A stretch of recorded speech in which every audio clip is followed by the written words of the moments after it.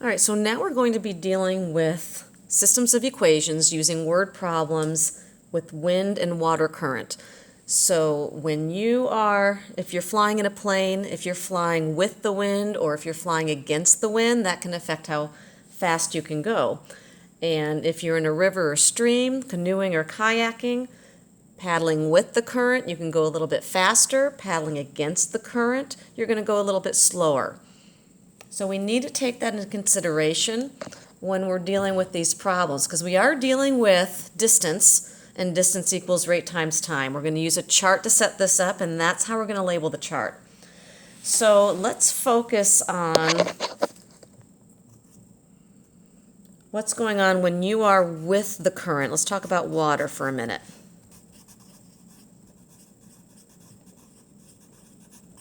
When you are with the current, they call that downstream, so they might be using that term.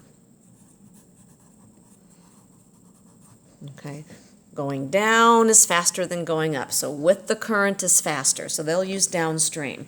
So when you're with the current, you're going a little bit faster. Now you can still be paddling, the current is also helping you along. Same with the wind. If you are with the wind, it's giving you a little bit of help.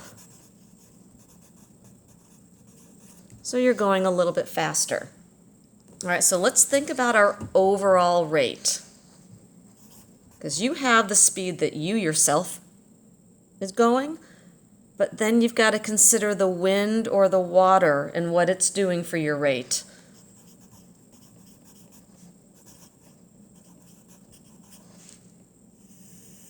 Okay, now we're with the wind or with the current, so our overall rate. Let's have some variables here. We'll use R to represent your own rate. We'll let C equal the rate of the current.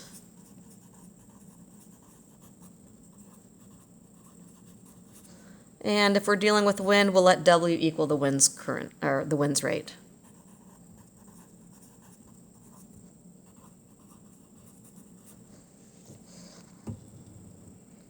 All right, so if you're talking about how fast you're going, if you are going with the current or with the wind, you're going a little bit faster. What you're going to do is take whatever your rate is, and if you're with the current, that means you're going to add the current's rate, and that's going to be your overall rate. It's giving you a little bit of a push. So if you're dealing with wind, same idea. Take your rate, add whatever the wind's rate is, it's giving you a little bit of push. You're going to be going a bit faster. And I'll show you then how you're going to use this in the word problems. Now let's talk about going against the current.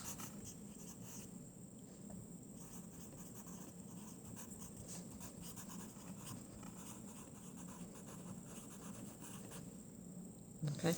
If you're going against the current, it's taking you a little bit longer. It's working against you. Going up is harder than going down, so they would call this upstream. So whenever they use the term upstream, you are going against the current, working harder. And then, of course, if you're dealing with the wind, you have against the wind.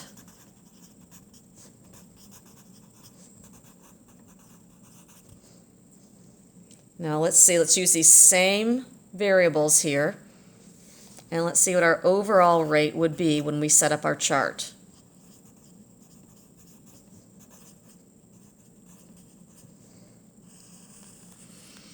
Okay, so when you're dealing with distance equals rate times time, we're talking about how to fill in what your rate is.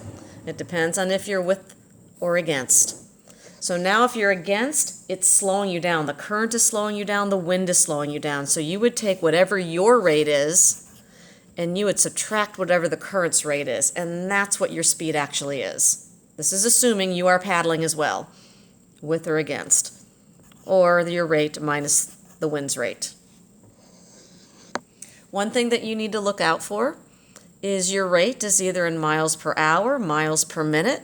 You need to make sure that your time matches whatever your rate is in. So if you're in miles per hour, you make sure your time is in hours. Sometimes they're going to give you your time in minutes while your rate is in hours. So I want to make sure that you guys know how to convert. You need to make them match, so you have to convert minutes to hours.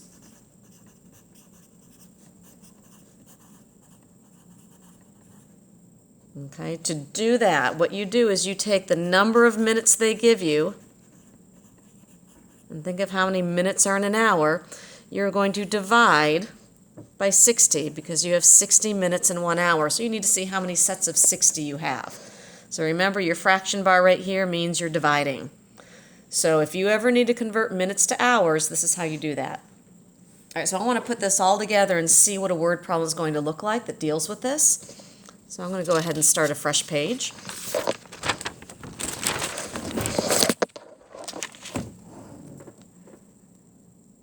All right, so I want you to pause this so you have a moment to write it down, and then we'll start going over it.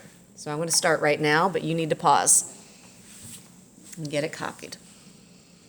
All right, we have a jet traveling at 6,800 kilometers in 6 hours and 48 minutes. Okay, so we are dealing with minutes. We're going to see it's not quite 7 hours, but we need to see how much this is in hours. We are with the wind. Okay, it's important to pay attention to that. So think of how your rate is. We are with the wind. It's our rate plus the wind's rate.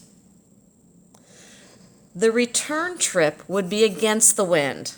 Okay, so against, now we're taking the wind's rate away, and it's taking us 8 hours. It takes us longer. Got to pay attention that we're coming back in the same trip. It is still 6,800 kilometers on the way back, so keep that in mind.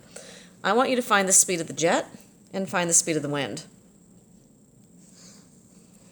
All right, so the two things we're talking about here, with the wind and against the wind, is what we are dealing with.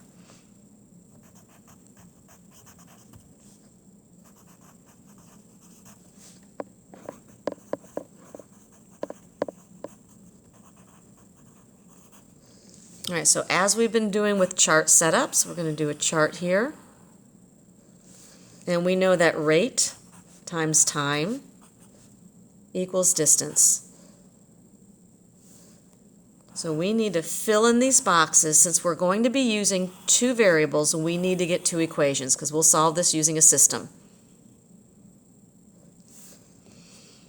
All right, so let's pay attention to what our rate needs to be. Now, I realize I'm using the R here, and before we were using R to represent our rate, but when we're doing our chart, I want this to be your overall rate. So with the wind, take your rate, and then the wind's going to be pushing you, so you're going to go a little bit faster. You'll add whatever the wind's rate is. That's what we're looking for. We're looking to find out what the value of R and W are going to be. On the return trip, we're going against the wind. So we're going to take whatever our rate is and subtract W. It's going to slow us down a bit. So let's see what else we have in the problem. With is taking us 6 hours and 48 minutes. So for our time, we want that to be all in hours. So 6 hours and 48 minutes, we know it's going to be 6 point something. So take your 48 minutes. Let's divide that by 60, which is not what that is, 60. You could reduce that. That reduces to 4/5. If you divide by 12, that might be a little bit easier to get your decimal. All right, so that you have 4/5 of an hour, 0.8, so 6.8. You need to make sure that your unit of time matches the time in your original rate. Against the wind, it takes 8 hours to return, so that's an 8 there for our time. To fill in your distance, you simply do rate times time. This rate times that time. So I'm going to set it up looking like the distributive property here. That's going to represent our distance going there, and then multiply these two together. That will represent our distance on the way back. Now keep in mind, we know what our distance is. We know it's 6,800 kilometers one way and 6,800 kilometers the other way. That is where we're going to get our equation. So we know that both of these can be set equal to 6,800. So equation 1, you can take your equation right here, the 6.8 times r plus w, and we know that distance should be 6,800 kilometers.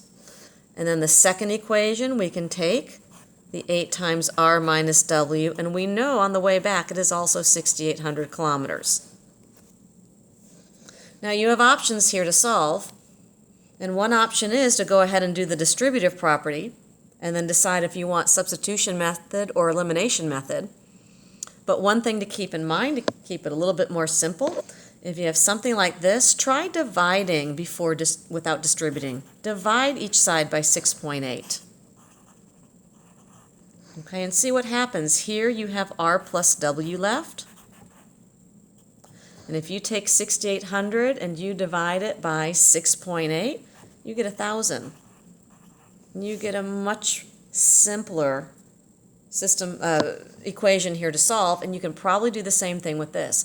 Instead of distributing the 8, which is an option, you can divide by your 8.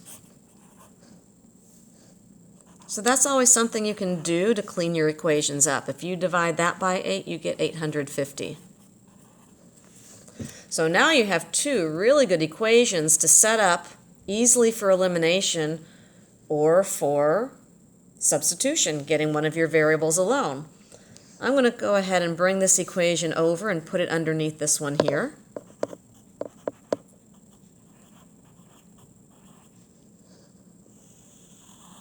And if I go through and add, I'm going to eliminate the w's. So here I have 2r, w plus negative w is gone, and here I have 1,850. So if we go ahead and divide that by 2,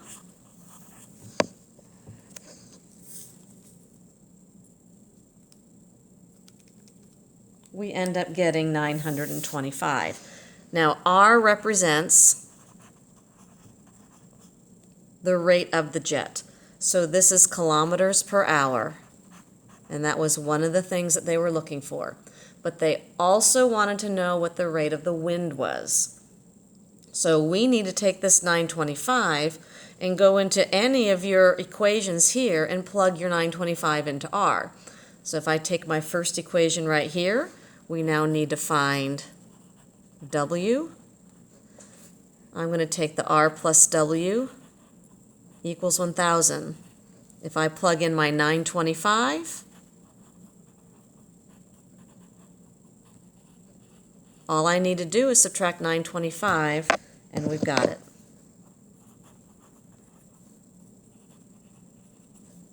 So the rate of the wind is 75 kilometers per hour. All right, so these are the two things that they were asking for in this particular problem. So we're going to do more once we get into class together so you can see some more examples.